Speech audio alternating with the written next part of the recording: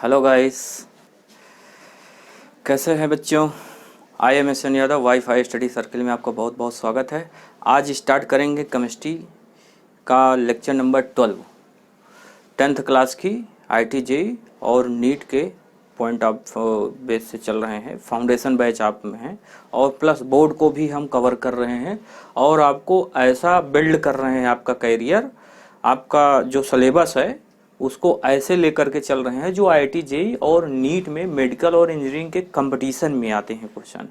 तो आइए चलते स्टार्ट करते हैं मेटालिक करेक्टर और नॉन मेटालिक करेक्टर। इसके बाद फिर हम टॉपिक डिस्कस करेंगे इलेक्ट्रोनेगेटिविटी, इलेक्ट्रॉन अफिनिटी और आयोनाइजेशन एनर्जी। तो आइए चलते हैं स्टार्ट करते हैं मेटालिक करेक्टर क्या होता है और नॉन मेटालिक करेक्टर क्या होता है और इसके क्वेश्चन भी हम डिस्कस करेंगे। ओके, तो सबसे पहले यहाँ पे देखिए metallic character. First heading is the metallic character. क्या है दोनों में डिफरेंस, मेटालिक करेक्टर और नॉन मेटालिक करेक्टर में क्या डिफरेंस है ये यहाँ पे हम देखेंगे। तो lose electrons which have those element which have a tendency to loose.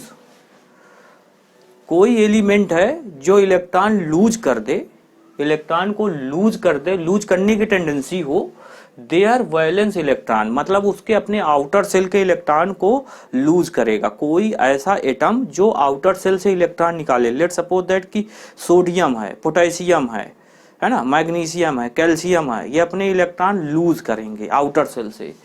Electron of the outer most orbit, सबसे बाहरी वाले ऑर्बिट से, सबसे बाहरी वाली कक्षा से, है ना, इलेक्ट्रॉन लूज करेंगे। जैसे कि यहाँ पे देखिए सोडियम 11 और ये अपने आउटर मोस्ट सेल से इलेक्ट्रॉन लूज करे।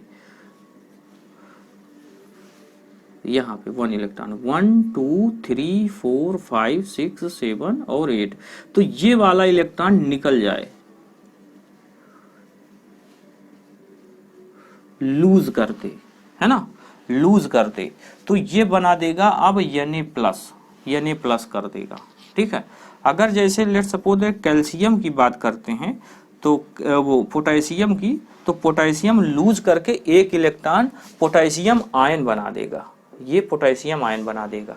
यानी अपने ये फोर्थ सेल से, ये न्यूक्लियस होगा और nucleus first shell, second shell, third shell and fourth shell, यहाँ से ये इलेक्ट्रॉन लूज करेगा, ये इलेक्ट्रॉन यहां से लूज किया होगा। तो इलेक्ट्रॉन लूज करने की आउटर मोस्ट, देखिए this is the outer most orbit, this is the outer most orbit,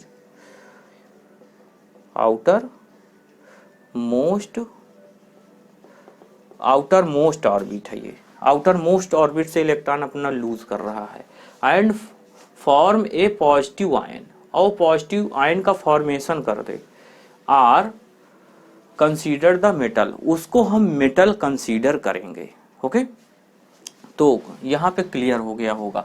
फिर the metallic character of element depends on, किस किस पे डिपेंड करेंगे, मेटालिक करेक्टर किस पे डिपेंड करेंगे, ये आपको याद होना चाहिए। मेटालिक करेक्टर किस पे डिपेंड करेंगे, ये इसका कंसेप्ट, इंपॉर्टेंट कंसेप्ट है कि मेटालिक करेक्टर किस किस पे डिपेंड करेंगे। पहला है एटॉमिक साइज, दूसरा न्यूक्लियर फोर्स या न्यूक्लियर चार्ज बोले या न्यूक्लियर फोर्स बोले, सेम चीज है। तो फर्स्ट लिखिएगा, हेडिंग फर्स्ट डालिए, depends on atomic size, atomic size पे डिपेंड करेगा। और दूसरा किस पे, न्यूक्लियर चार्ज पे, दूसरा यहां पे दूसरा heading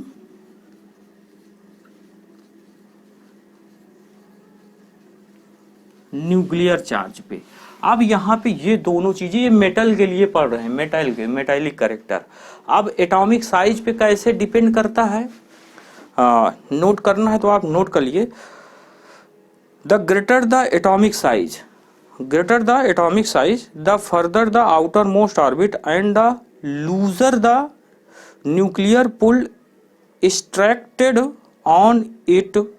As a result, elements can be removed more easily from the valence shell, thus making the elements more metallic. अगर इलेक्ट्रॉन इजिली लूज कर देगा, है ना, इजिली रिमूव कर दे, रिमूव मोर इजिली, अगर ये इजिली रिमूव कर दे रहा है, स्पेलिंग सही से लिख लीजिए, इजिली, रिमूव मोर इजिली, अगर ये इजिली रिमूव कर देगा तो वो अच्छा मेटल होगा। ओके, तो मोर मेटालिक करेक्टर, तो यहां पे लिखिए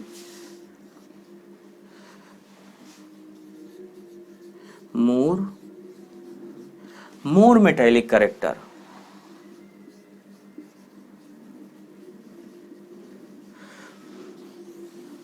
कैसे, आप देख रहे हैं यहाँ पे lithium, sodium, potassium, rubidium, caesium, इनकी बात करें, CS, सीजियम एंड फ्रांसियम, तो ये इसके नंबर ऑफ सेल इंक्रीज करते जाते हैं। नंबर ऑफ सेल इंक्रीज करेंगे, कैसे इंक्रीज कर रहे हैं, first shell and second shell, first second and this is the third. And potassium के लिए यहाँ पे देखिए first second and third, first second third and fourth. Rubidium का क्या होगा, यहाँ पे रुबिडियम का देखिए first second third fourth and fifth, तो यहाँ पे आप क्या हो जाएगा, first second third fourth fifth, है ना, और ये 6। फिर इसके लिए क्या हो जाएगा, first second third fourth fifth 6 and 7। तो आउटर मोस्ट सेल में एक एक इलेक्ट्रॉन, क्योंकि ये फर्स्ट ग्रुप का है, फर्स्ट ग्रुप का है, तो इसके आउटर सेल में एक इलेक्ट्रॉन होंगे, डिस्टेंस बढ़ती जा रही है, नंबर ऑफ सेल बढ़ते जा रहे हैं, डिस्टेंस बढ़ती जा रही है, डिस्टेंस बढ़ती जाएगी तो इलेक्ट्रॉन को रिमूव करना इजीली हो जाएगा। तो जो ज़्यादा न्यूक्लियस से दूर होगा इलेक्ट्रॉन, उसको और जल्दी रिमूव कर देंगे। तो ये फॉर्मेशन करेंगे क्या, अगर ऑर्डर ऑर्डर आपसे पूछा जाता है मेटालिक करेक्टर का ऑर्डर बताइए, तो ये आपका मेटालिक करेक्टर का ऑर्डर कैसा होगा, इंक्रीजिंग ऑर्डर में हो गया है,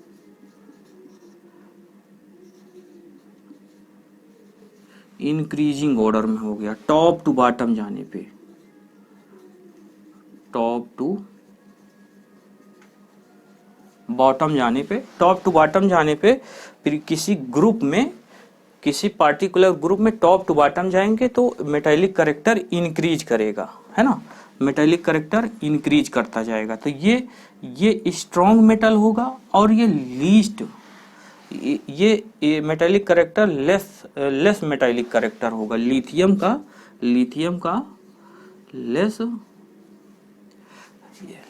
का आपका लेस मेटालिक करेक्टर हो जाएगा, less metallic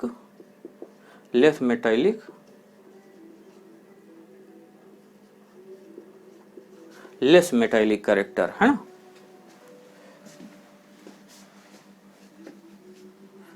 metallic character spelling सही है,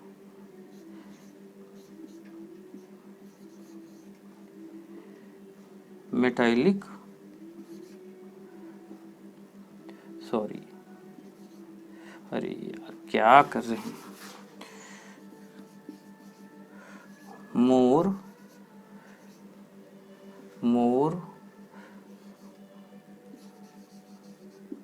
मेटालिक करेक्टर, है ना, मोर मेटालिक करेक्टर। तो ये यहाँ पे इसका आपका मेटालिक करेक्टर फ्रांसियम का मोर स्ट्रॉन्ग मेटालिक करेक्टर हो जाएगा, स्ट्रॉन्ग मेटालिक करेक्टर हो जाएगा। तो लिथियम का लेस मेटालिक करेक्टर का ऑर्डर अगर आप बात करते हैं तो lithium, sodium, potassium, rubidium and caesium और फ्रांसियम का, तो ये ऑर्डर हो जाएगा, ये मेटालिक करेक्टर का ऑर्डर हो गया है, ये मेटालिक करेक्टर का ये इंक्रीजिंग ऑर्डर में हो गया है, इंक्रीजिंग ऑर्डर में, इंक्रीजिंग, तो ये सबसे स्ट्रॉन्ग मेटल होगा, और ये मेटल होगा, है ना। तो ये होता है एटॉमिक साइज का अफेक्ट। एंड नेक्स्ट, तो ये एटॉमिक साइज का है। ओके, तो न्यूक्लियर चार्ज का क्या असर होता है ये देखते हैं। न्यूक्लियर चार्ज का क्या इंपॉर्टेंस है, सेकेंड हेडिंग देखते हैं न्यूक्लियर चार्ज का, है ना। The greater the nuclear charge, greater is the force exerted by the nucleus on the electron, the outermost orbit. This make it difficult to remove the electron from the outermost orbit. Thus metallic character decreases. Metallic character अगर difficult to remove, metallic nature decreases. Difficult to remove, अगर इसकी बात करते हैं second की, difficult to remove, है ना, difficult to remove, अगर इलेक्ट्रॉन को रिमूव करने में डिफिकल्टी हो, दैट मीन्स उसका इलेक्ट्रॉन फोर्स ऑफ अट्रैक्शन ज़्यादा होगा, तो मेटालिक नेचर डिक्रीज कर जाएगा।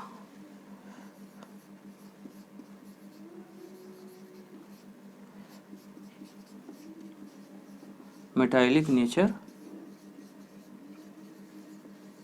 डिक्रीजेस, नोट करिएगा।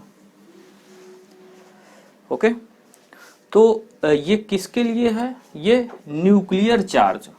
न्यूक्लियर चार्ज जितना न्यूक्लियर चार्ज बढ़ता जाएगा, न्यूक्लियर चार्ज बढ़ता जाएगा तो उससे इलेक्ट्रॉन रिमूव करना टफ होगा, तो मेटालिक नेचर डिक्रीज करता जाएगा। अब यहाँ पे देखिए कैसे, इसी में lithium, sodium, potassium, rubidium, caesium and francium, ये फर्स्ट ग्रुप का देख लेते हैं। सेकेंड ग्रुप का देखिए, यहाँ से सेकेंड ग्रुप की बात करते हैं। सेकेंड ग्रुप का यहाँ पे बेरिलियम, मैग्नीशियम, कैल्शियम और स्टार्टियम, पेरियम और रेडियम, ये हैं। तो यहाँ से इलेक्ट्रॉन रिमूव करना टफ है, क्योंकि इसके पास सेल कितने हैं, 2 और 1, 2, 8, 1, है ना। इस तरह इलेक्ट्रॉनिक 2, 8 और 8 और 1, 4 सेल हो गए हैं। तो नंबर ऑफ सेल बढ़ते जा रहे हैं, नंबर ऑफ सेल बढ़ते जा रहे हैं, मतलब कि बॉटम टू अप जाने पे यहाँ पे न्यूक्लियर चार्ज ज़्यादा होगा, क्योंकि ये पास में होगा, इसके पास में इलेक्ट्रॉन होंगे। इस इलेक्ट्रॉन को रिमूव करना बहुत टफ है। और compare to this sodium, sodium third shell, है ना, सोडियम के थर्ड सेल में जो इलेक्ट्रॉन है इसको रिमूव किया जा सकता है इजीली, इसके कंपेयर में लिथियम के। तो यहाँ से इसकी डिस्टेंस बढ़ गई है और ये डिस्टेंस कम है, यहाँ से रिमूव करना टफ है, इसको रिमूव करना आसान है। इसी तरह आप बॉटम में जाएंगे तो रिमूव करना इजी हो जाएगा, बॉटम में जाते हैं तो रिमूव करना इजी हो जाएगा। और अगर आपसे ये कह दें हम कि बॉटम टू अप जाने पे, बॉटम टू अप जाने पे इलेक्ट्रॉन रिमूव करना टफ हो जाएगा, तो इलेक्ट्रॉन यहाँ पे डिफिकल्ट टू रिमूव ऑर्डर, ये ऑर्डर डिफिकल्ट टू रिमूव का हो गया। ये ऑर्डर क्या होगा, bottom to up difficult to remove. तो मेटालिक नेचर क्या हो रहा है, डिक्रीज करता जाता है। ये मेटालिक ऑर्डर, ये मेटालिक नेचर डिक्रीज करता जा रहा है। देखिए मेटालिक नेचर डिक्रीज करता जा रहा है, बॉटम टू अप जाने पे मेटालिक ये डिक्रीज करता जाए। ये सबसे लेस मेटल होगा, इसको हम क्या कहें, लिथियम को लेस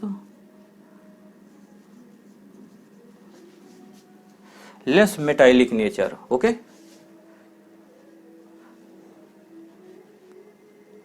लेस मेटालिक नेचर, इसका मेटालिक नेचर लेस होगा। अगर यहाँ पे मेटालिक नेचर सबसे स्ट्रॉन्ग मेटालिक नेचर किसका होगा, ये स्ट्रॉन्ग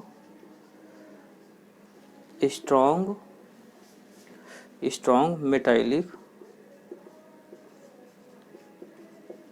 स्ट्रॉन्ग मेटालिक नेचर इसका हो जाएगा, ये स्ट्रॉन्ग मेटालिक नेचर है। इसका आप बेरिलियम, मैग्नीशियम, कैल्शियम का आप देखें तो इसका क्या हो जाएगा, लेस मेटालिक नेचर हो जाएगा, less metallic nature.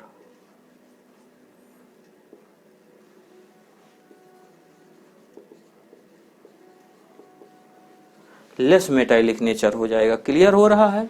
Okay, less metallic nature and strong metallic nature. Radium का आपका क्या होगा, स्ट्रॉन्ग हो जाएगा,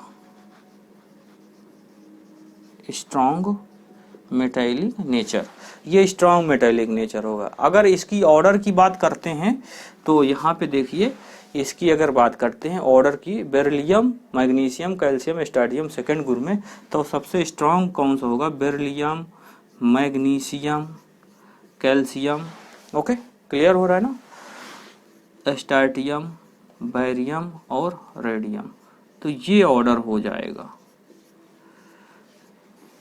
ये इंक्रीजिंग ऑर्डर में है, increasing order of metallic nature या मेटालिक कैरेक्टर, एमसी से भी इसको जाते हैं, मेटालिक कैरेक्टर या मेटालिक नेचर इंक्रीज कर रहा है। टॉप टू बॉटम जाने मेटालिक कैरेक्टर इंक्रीज करेगा और बॉटम टू अप जाने पे डिक्रीज करेगा, इस तरह। तो न्यूक्लियर चार्ज का यहाँ इफेक्ट क्या है, यहाँ पे न्यूक्लियर फोर्स ज़्यादा लगा रहा होगा, ये पास में, इसीलिए इलेक्ट्रॉन रिमूव करना यहाँ पे टफ हो जाएगा और यहाँ पे इलेक्ट्रॉन रिमूव करना आसान हो जाएगा। मतलब जैसे जैसे नंबर ऑफ सेल बढ़ेंगे, इलेक्ट्रॉन को रिमूव करना इजी हो जाएगा, उस वहाँ से बाहर आउटर सेल से इलेक्ट्रॉन को रिमूव किया जा सकता है इजीली तरीके से, है ना। तो ये मेटालिक कैरेक्टर के एटॉमिक साइज और न्यूक्लियर चार्ज पे, एटॉमिक साइज का क्या इफेक्ट होता है और न्यूक्लियर चार्ज का क्या इफेक्ट होता है। तो दोनों डिफिनीशन अलग हैं लेकिन मेटालिक नेचर दोनों बता रहे हैं, है ना। तो इस तरह आप बता सकते हैं। क्लियर हो गया? ओके, तो अब हम नेक्स्ट यहाँ पे पॉइंट डिस्कस करेंगे। अगर हम बात करें across the period, metallic nature का अक्रॉस द पीरियड और डाउन द ग्रुप हमने देख लिया। अब अक्रॉस द पीरियड देख लें, है ना, अक्रॉस द पीरियड। तो यहाँ पे आप देखिए अक्रॉस द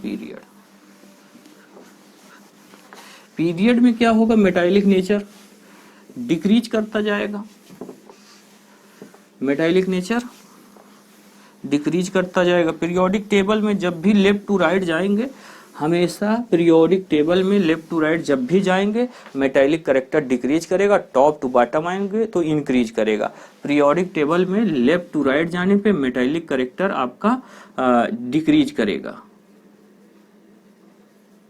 डिक्रीज करेगा और टॉप टू बॉटम आने पे इंक्रीज करेगा। क्या, मेटालिक कैरेक्टर। तो ये इसको आप बनाते रहिए इसी तरह, तो याद हो जाएगा। ओके, आइए देखते हैं। तो यहाँ पे अक्रॉस द पीरियड हेडिंग डालिए, अक्रॉस द पीरियड। पीरियड में कैसे चेक करेंगे, across a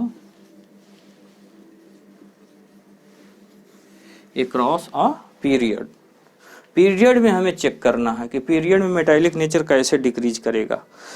metallic nature decreases across a period moving from left to right. Reason क्या है, moving across a period nuclear pull increases to increase in atomic number. Nuclear force बढ़ता जाएगा क्योंकि number of proton nucleus के पास ज्यादा बढ़ते जा रहे हैं। लेफ्ट टू राइट जाने पे, प्रीवियस लेक्चर में हमने देखा है, लेफ्ट टू राइट जाने पे, प्रीवियस लेक्चर में हमने देखा कि लेफ्ट टू राइट जाने पे नंबर ऑफ प्रोटॉन बढ़ रहे हैं तो फोर्स ऑफ अट्रैक्शन बढ़ता, न्यूक्लियर चार्ज बढ़ता जाएगा। न्यूक्लियर चार्ज बढ़ेगा तो इलेक्ट्रॉन रिमूव करना टफ होगा।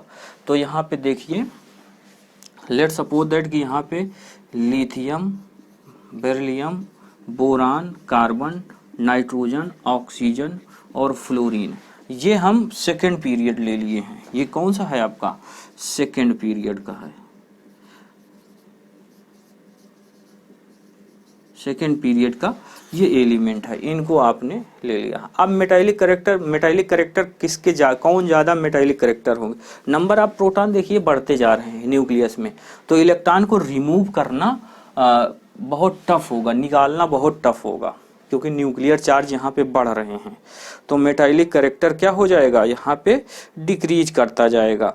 तो ये आपके दोनों मेटल होते हैं, ये आपके मेटल होते हैं, दिस इज द मेटल्स। ये मेटल लिथियम और बेरिलियम मेटल्स होते हैं, और ये मेटलॉइड होते हैं। Boron, carbon and nitrogen. Boron carbon आपका यहाँ पे मेटलॉइड, यहाँ पे ये बोरान हो जाएगा, ये बोरान है ना, मेटलॉइड। और carbon nitrogen oxygen non metal हो जाएंगे। कार्बन नाइट्रोजन ये आपका नॉन मेटल हो जाएंगे, ये गैस हो जाएगी।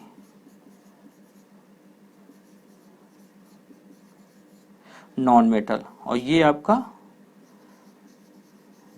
तो नॉन मेटालिक करेक्टर इंक्रीज कर रही है। अगर हम ये कहते हैं कि लेफ्ट टू राइट जाने पे नॉन मेटालिक करेक्टर इंक्रीज कर रही है, नॉन मेटालिक करेक्टर है ना।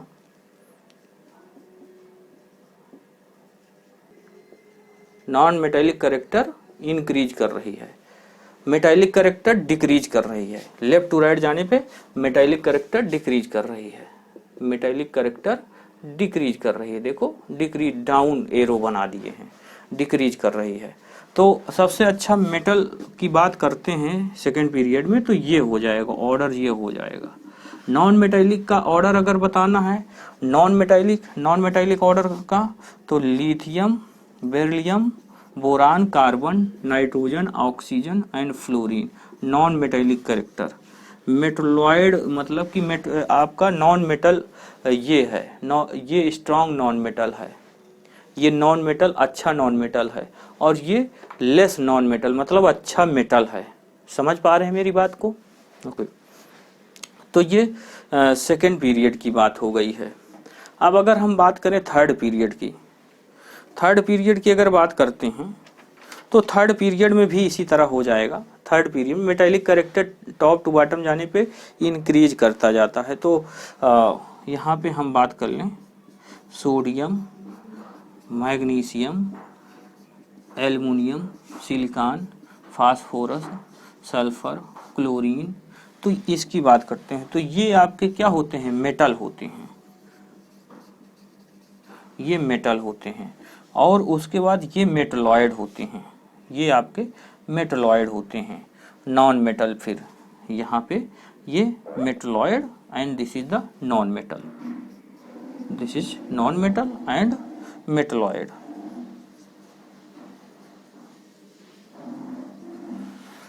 क्लियर हो गया? मेटालिक नेचर की अगर बात करें तो सबसे स्ट्रॉन्ग मेटल कौन है, सोडियम, फिर आपका मैग्नीशियम, फिर उसके बाद एल्युमिनियम, फिर सिलिकॉन, फिर फास्फोरस, ये तो ये ऑर्डर हो जाएगा आपका मेटालिक करेक्टर का। तो मेटालिक करेक्टर का ऑर्डर ये हो जाएगा सबसे अच्छा ये मेटालिक करेक्टर। ओके, सोडियम, क्योंकि इसके पास न्यूक्लियर फोर्स कम है, इसके पास न्यूक्लियर फोर्स कम है और इसके पास न्यूक्लियर फोर्स बढ़ रहा है। जैसे जैसे पीरियोडिक टेबल में लेफ्ट टू राइट जाएंगे तो बढ़ता जाएगा। तो ये आपका थर्ड पीरियड हो गया है, ये थर्ड पीरियड की हमने बात किया यहाँ पे। तो अक्रॉस द पीरियड और अक्रॉस द ग्रुप हमने मेटालिक करेक्टर पढ़ लिया, मेटालिक और नॉन मेटालिक करेक्टर, है ना। तो आई होप कि क्लियर हो गया होगा। तो नॉन मेटालिक करेक्टर अब देखते हैं, आइए देखते हैं नॉन मेटालिक करेक्टर, थोड़ा सा डिस्कस कर लेते हैं कि उसका क्या इफेक्ट पड़ता है। क्योंकि मेटालिक और नॉन मेटालिक दोनों एक साथ हमने देखा है मेटालिक करेक्टर में, लेकिन फिर भी हम यहाँ पे देख लेंगे एक बार। थोड़ा सा डिफिनीशन अगर आपको लिखना है तो आप लिख सकते हैं। तो atomic size and nuclear charge इस पे भी डिपेंड करता है। तो ये क्या कह रहा है, those element which have tendency to gain electron, मतलब जो इलेक्ट्रॉन गेन करने की टेंडेंसी हो, यहाँ पे लूज करने की tendency, in order to attain octet in their outermost orbit. Outermost shell से जो इलेक्ट्रॉन, आउटर मोस्ट सेल में ही इलेक्ट्रॉन गेन होंगे, क्योंकि वहीं पे इलेक्ट्रॉन की नीड होती है, आउटर मोस्ट सेल में ही इलेक्ट्रॉन की नीड होती है। तो वहीं पे इलेक्ट्रॉन जो कोई अलग से इलेक्ट्रॉन आएगा तो वहीं पे रखा जाएगा। Are considered non metal, non metal में उसको कंसीडर करेंगे जो इलेक्ट्रॉन को। तो इसमें effect atomic size and nuclear charge, इसमें दो नॉन मेटल में, तो नॉन मेटल में क्या होता है, दो इफेक्ट यहाँ पे पढ़ेंगे। क्या क्या? एटॉमिक साइज, एटॉमिक साइज, दूसरा हम पढ़ेंगे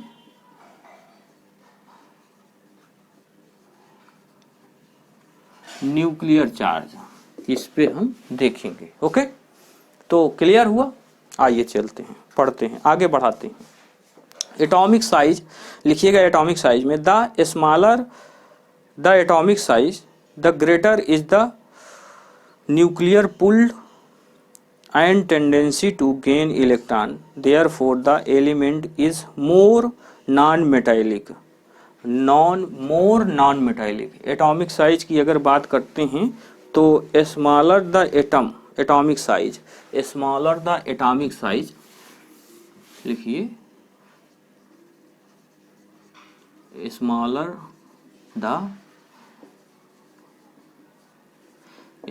the atomic size. Atomic size अगर छोटा है, जितना छोटा होगा, एटॉमिक साइज जितना छोटा होगा वो उतना ही अच्छा नॉन मेटल होगा, non metallic character, strong non metallic, strong non metallic character. समझ में आई बात? स्मॉलर द एटॉमिक साइज, जो जितना छोटा होगा, स्ट्रॉन्ग नॉन मेटेलिक कैरेक्टर, वो नॉन मेटेलिक कैरेक्टर उतना ही अच्छा होगा।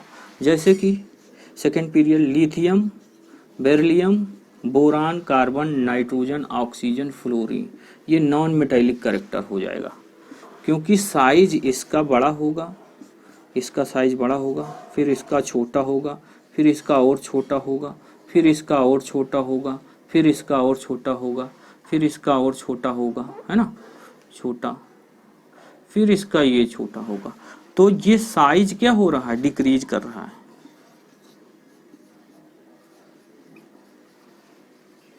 तो नॉन मेटेलिक कैरेक्टर क्या होगा, नॉन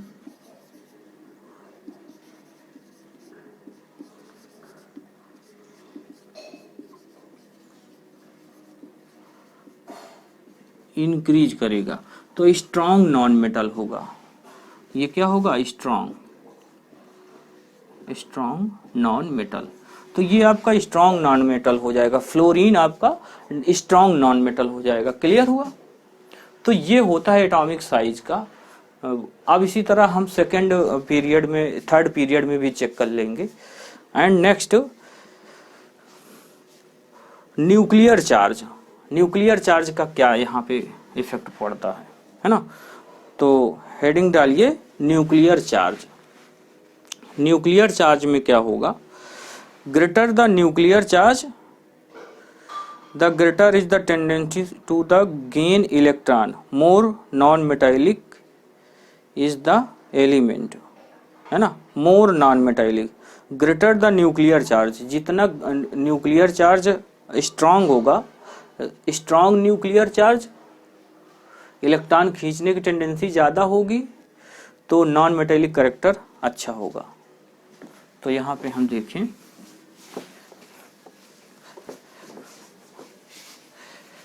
देखिए ध्यान दीजिएगा, न्यूक्लियर चार्ज का क्या नॉन मेटल पे पड़ेगा effect.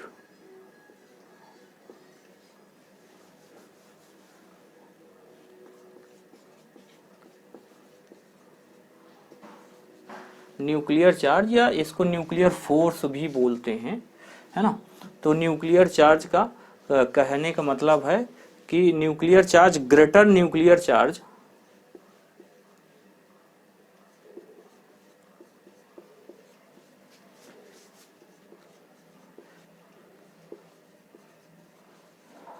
Greater nuclear charge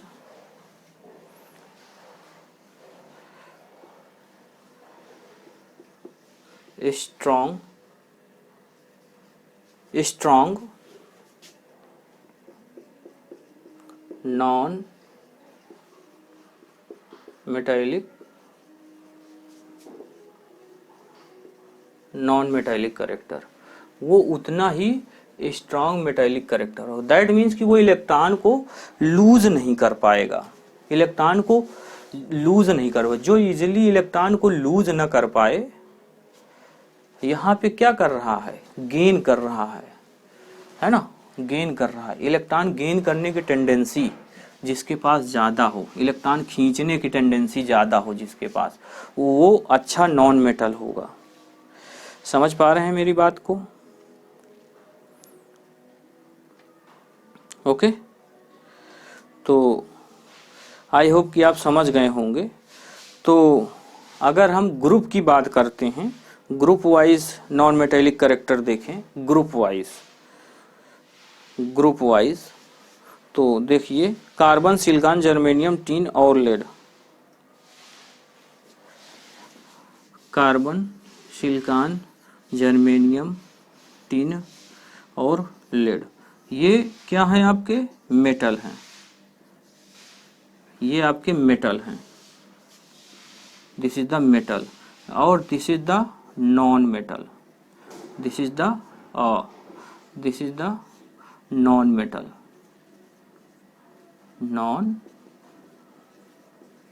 non metal, और दिस इज द मेटलॉइड। ये आपका मेटलॉइड है ना, दिस इज द मेटलॉइड।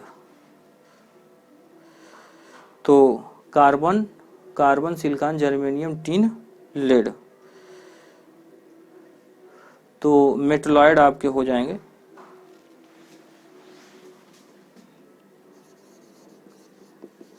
ये दोनों मेटलॉइड हो गए, ये मेटल हो गया। टिन और लेड मेटल हो जाएंगे। तो मेटालिक करेक्टर क्या हो रहा है?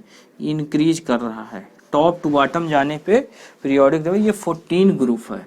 मेटालिक करेक्टर इंक्रीज कर रहा है। नॉन मेटालिक करेक्टर क्या होगा? अगर हम बात करते हैं मेटालिक करेक्टर की, मेटालिक करेक्टर की बात करते हैं तो स्ट्रॉन्ग मेटल कौन सा होगा? देखिए लेड होगा स्ट्रॉन्ग, देन टिन होगी और उसके बाद जर्मेनियम, फिर उसके बाद सिलिकॉन, फिर कार्बन। ये मेटालिक करेक्टर है। और नॉन मेटालिक करेक्टर का ऑर्डर क्या हो जाएगा? नॉन मेटालिक करेक्टर का ऑर्डर हो जाएगा यहाँ पे आप Pb, Sn, जिंक, सिलिकॉन और कार्बन। नॉन मेटालिक करेक्टर, तो नॉन मेटालिक करेक्टर की बात करते हैं तो ये स्ट्रॉन्ग नॉन मेटल हो जाएगा। ये इस तरह आप कह सकते हैं। तो नॉन मेटालिक करेक्टर ये इंक्रीजिंग ऑर्डर में है, टॉप टू बॉटम। ये टॉप टू बॉटम जा रहे हैं और ये बॉटम टू अप आ रहे हैं। बॉटम, ये टॉप टू बॉटम, यहाँ पे बॉटम टू अप जा रहे हैं, बॉटम टू अप। और यहाँ पे कहाँ जा रहे हैं? कार्बन से, मतलब टॉप टू बॉटम इधर से आ रहे हैं, ये टॉप टू बॉटम। तो मेटालिक करेक्टर इंक्रीज करेगा। क्लियर हो गया होगा। तो ग्रुप वाइज भी देख सकते हैं। इसका रीजन क्या है कि इलेक्ट्रॉन लूज करने की टेंडेंसी इसके पास ज्यादा, इसलिए अच्छा मेटल होगा। इसके पास इलेक्ट्रॉन लूज करने की टेंडेंसी नहीं है, न्यूक्लियर चार्ज इसके पास ज्यादा है। यहाँ पे number of shell top to bottom जाने पे इंक्रीज करता जाता है, तो इलेक्ट्रॉन को रिमूव करना टफ हो जाएगा। तो आई होप समझ गए होंगे सारी बातें। ओके, तो ये मेटल और नॉन मेटल का करेक्टर था। अब हम नेक्स्ट प्रॉपर्टी लेकर के, केमिकल प्रॉपर्टी लेकर के चलेंगे नेक्स्ट लेक्चर में।